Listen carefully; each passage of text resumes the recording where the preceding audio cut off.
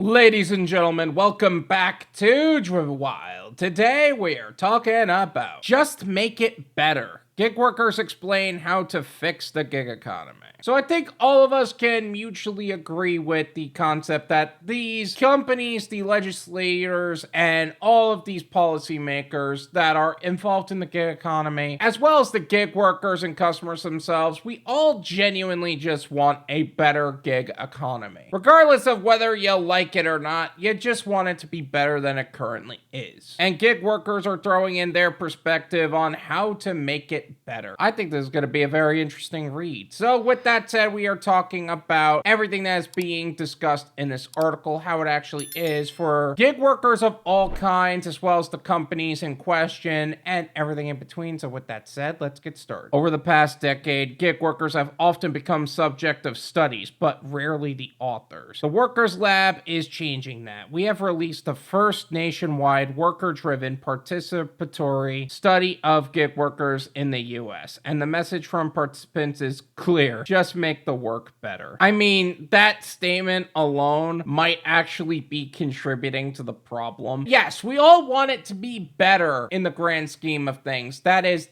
factually accurate. But if most gig workers don't know how to actually fix it, or if everyone's perspective on how to fix it is fundamentally not for everybody, it's not gonna help. So making a general broad statement of just make the work better is not really doing anything. Although you're not wrong. This takeaway is important because it reflects a growing sentiment among the gig workers we speak with, and a disconnect from how the powers that be in this space talk about gig work, which can often overlook a full range of solutions. We got here through a participatory research methodology that wasn't seeking a quick fix to the many challenges for gig workers in the gig economy. Issues like safety, benefits, and agency, among others. It didn't oversimplify complex questions about gig work and workers, or frame flexible work as a trade-off for fair pay. Rather, our participatory methods created space for workers to feel safe enough to share the complexity, nuance, and diversity of who they are and how they navigate the highs and lows of gig work. And I know that this particular website, Fast Company, has actually worked with a lot of content creators in the gig space, so it definitely does seem like they're trying to help. So we're gonna take that at face value for now. An incredibly diverse set of workers, app-based workers, artists, domestic workers, sex workers, and others across different sectors, geographies, ages, racial and ethnic identities, gender identities, disability, and documentation status were the researchers sharing their stories and leading the analysis. The result is a worker-centered set of ideas and solutions about how to make this kind of work better. This is the beginning of the Workers Lab plan to help build greater advocacy for gig workers nationally.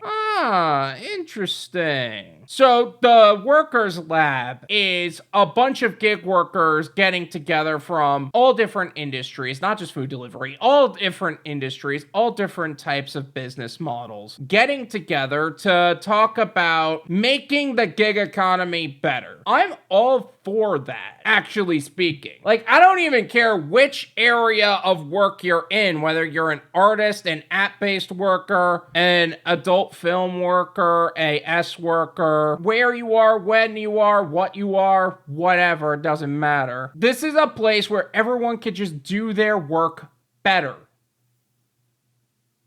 That's incredible. Are we not noting that? I really hope that the Workers Lab is actually serious about this and not just some political play, because that would be incredible. On terms and definitions, because measures of gig and non-standard work are notoriously messy and inconsistent, we started asking workers to name and define this work. From their perspective, what is defined this work most was the fact that it is excluded by our nation's current social systems of employment, care, benefits, and so on. Rather than identifying a single term that encompasses the hodgepodge of gig jobs, they called for work to be more inclusive. When many people say work today, they actually mean one narrowly defined way of working, a full-time, long-term, direct hire, single employer job. The onus, participants said, should be on people using this limited framework to expand their thinking so that work means all work, including gigs. Okay, well, first off, let's acknowledge an important point on this is that a lot of us are also guilty of this. I call a lot of us gig workers a lot, even though a lot of us are only working on food delivery apps. And you know what? It is gig work, and yes, we are gig workers, but the reality is that we're delivery drivers for the most part on this channel, but this should be more all-encompassing, factually speaking. Second, if we're talking about people looking outside in, yeah, they have really excluded us for a lot of things. This is not just benefits and employment and care and so on. This is also the way we're treated as people. Like, have you ever noticed that once you say your occupation, whether you're a freelance writer or a gig worker for a lot of these food delivery apps or whatever, they start treating you very differently? How many stories on this channel do I have of restaurants treating me differently specifically? Let alone all of the gig stories of customers calling us trash or other people doing shady things. Or just blaming us so that way they could get a refund.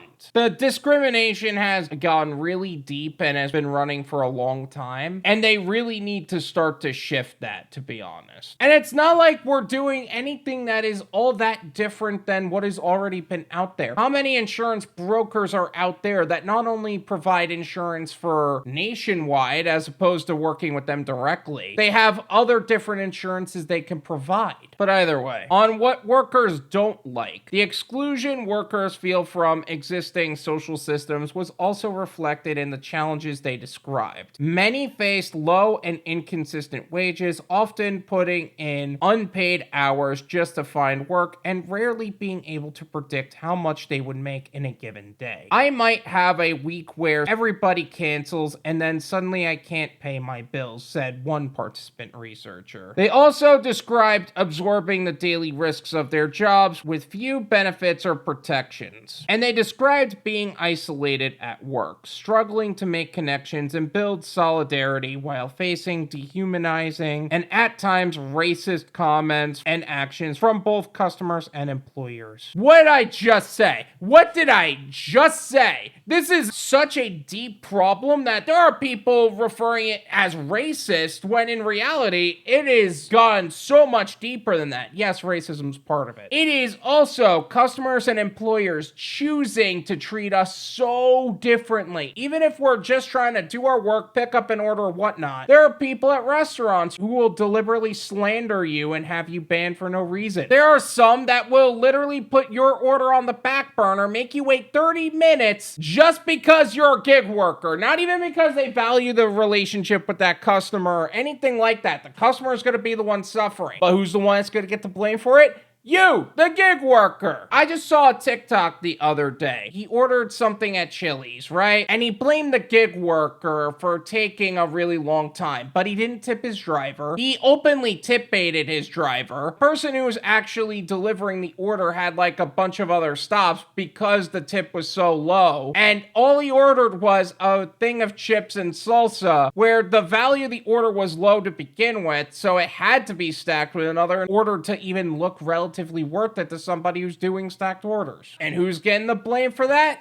The gig worker. Now, in terms of everybody canceling and suddenly you can't pay your bills, I hear you there. The problem is that that's actually part of the grind in being in business for yourself, let alone just being a gig worker in general. Like, sometimes you're gonna have bad weeks. Sometimes you're gonna have really good weeks. That's why you have an exit strategy, so your income is never too dependent on the gig economy. The gig economy is an income bridge to what would be a long-term goal, not the goal. For me, this is YouTube. You can also do this through real estate, investing, maybe you have an online business, whatever. The idea is that you're never too dependent on a singular source of income. And that's not just good gig worker advice. That's not just diversifying your gig portfolio. That is just good life advice. On what workers do like. These challenges coexisted with appreciation for some aspects of gig work. Having agency over their time and the flexibility ability to work when they are able allows them to take care of themselves and their families, practice their religions, and pursue new opportunities. Many described a sense of pride at times, joy in their work, describing it as meaningful, even if undervalued. Work that they are committed to doing and doing well. Finally, somebody put into words. You know, I have a lot of people in my family and a couple of people outside of my family that look at me cross-eyed. Like, oh my God, how can you be this passionate over gig work? How can you be this passionate over companies like this? I'm not passionate about the companies. I'm passionate about the workers. I'm passionate about the work I do and making sure that I do a good job with it. And that is almost a problem these days because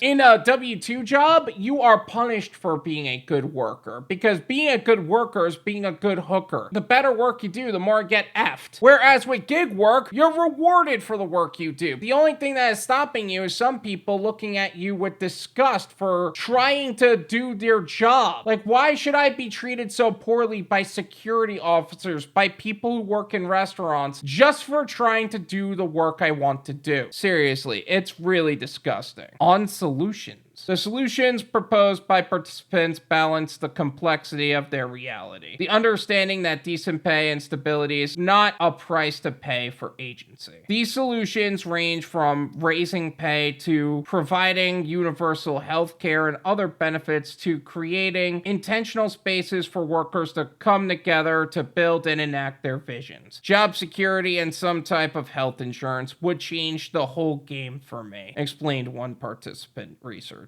I've already had my gripes with health insurance as a whole, but job security, overall account security, that would be freaking legendary. Like the ability to ensure that my account will never be attacked by other people, that would be phenomenal. What do I have to do to make sure that no one's going to attack my income in that way? Others highlighted the need for more expansive, worker-driven conversations. We need to continue to have discussions like this at a local level, regional level, state level, and then a national level to come up with an actual action plan, urged one. Though vast, all of these solutions work towards ensuring every worker, no matter who they are and how they work, has fair conditions, adequate protections, and agency over their lives. The problem is the higher you go on those levels, the more the people up there want to push you down. You see, they don't want you to have financial stability. They want you to do work and need to do work. Doordash used to be one of the best ways to earn income as a gig worker. A lot of the gig workers that have been around for a long time are starting to transition to catering apps, or starting to transition to better paying opportunities because they don't want to live a life to where they have to fight the companies just to have a decent structure of pay. Like, that's ridiculous. The report will directly inform additional research, including a national survey, how to quantify how many people share these experiences and prioritize solutions despite genuine efforts to find alignment, and joint solutions among leaders in and around the labor movement, private and public sectors. There are still significant divisions among goals and approaches to resolving challenges for workers in the gig economy. Ain't that the freaking truth? I will say this though, if we all could get on like an overall general page of what would actually be some legitimate solutions across the board, I think we can make some real progress here. To not only having a successful gig economy, but for helping gig workers stay independent and stay having control over their lives, having the benefits that they actually want. This report intends to promote more productive problem-solving efforts among people in power making decisions right now about gig work and workers, and to ensure that those efforts be focused not on the interests of institutions or companies or technology or robots, but rather unequivocally on these workers and their families who need gig work to be better work. As one participant researcher said, I don't care what you call it, Just make it better. And you know what? We do need people who understand gig work as a whole and are not just taking a political approach and taking like PAC money or something like that to make these kind of decisions. Because quite frankly, we do need more actual problem solving to take place. We do need gig workers and workers who understand how to actually better the gig economy to make these decisions. Not these policymakers that are not only obviously taking bribes or not only obviously choosing to make workers suffer more and are obviously trying to enslave people, because let's be honest, that's part of it too, who keep trying to solve the wrong problems between the Department of Labor on a federal level or the more state levels or city levels, being New York City and Seattle, or saying that they're solving a problem when in reality it's not really solving a problem. Most recently is Florida. We need people that not only know what to do, but are actually going to freaking do it. This is my opinion.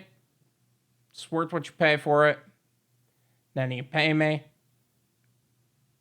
There you go. Look, I'm not gonna sit here and pretend like I know the best solutions here. And I'm not gonna sit here and pretend like I know the people who wrote this article, Fast Company, to be actually helping gig workers. I don't know that for certain. I know they worked with other gig workers to write other articles for them and with them, but I don't know for certain if they're actually good people. But it seems like they are. It seems like they have developed a literal lab, a workers lab, that is trying to actually help gig workers, whatever that looks like. And they're not just taking a quick fix approach, or they're trying to put a W-2 solution on a 1099 problem. They're actually looking at the bigger gig economy, which reality speaking, that's more than just us. That is app-based workers, artists, domestic workers, etc., all trying to make a better life for all parties involved. How much do these other opportunities actually want these regulations? I don't know, but it definitely seems like there's a lot of people on this. I really hope that they are serious about it. I really think that they're trying to narrow down the real issues here, even though some are just like, just make it better. Because in reality, it does need to get better. In reality, there does need to be some level of regulation. Because if you let the wrong people do the wrong thing without regulation for too long, it's going to end up hurting more people than helping. And I know how hard it is to succeed in the gig economy these days, and that's not even just for gig work, that's for all parties involved. But either way, I really hope that this ends up being a positive fix for all parties involved, and not just a bunch of words coming out of some article that claim to help us, and in reality, they're not really out to help us. Thank you so much for watching. I really appreciate it. As always, make sure to hit the like button, subscribe if you're new, and I'll see you guys next time. Peace.